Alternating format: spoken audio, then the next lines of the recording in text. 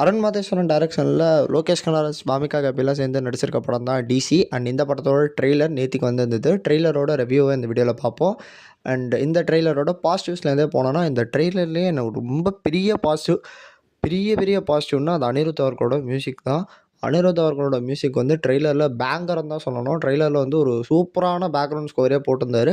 Trailer மட்டும் இல்லை, இதுக்கு முன்னாடி வந்து கிளிம்ஸாக இருக்கட்டும், பிளட்டி வேலண்டைன் கிளிம்ஸாக இருக்கட்டும், எல்லாத்துலேயுமே அவரோட பிஜிஎம் வந்து சூப்பராக இருந்துச்சு.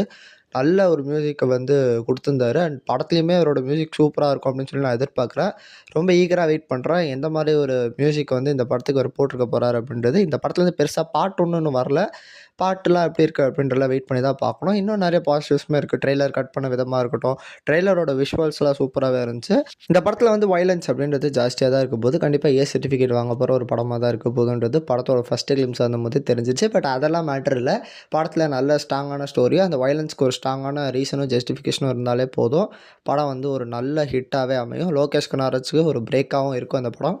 ஏன்னா நிறைய ட்ரோல்ஸ் அப்படின்றது மனுஷன் ஃபேஸ் பண்ணிட்டாரு. கண்டிப்பாக அவர் பண்ண ஒரு படத்துக்கு தான் ஃபேஸ் பண்ணார். பட் இருந்தாலும் வந்து ஒரு நல்ல பிரேக்காகவே இருக்கும் இந்த படம் அவருக்கு. ட்ரெய்லர் பற்றின உங்களோட ஒப்பீனியன் பண்ணி மறக்காம சேனலை சப்ஸ்கிரைப் பண்ணிக்கோங்க. Until then good bye from R.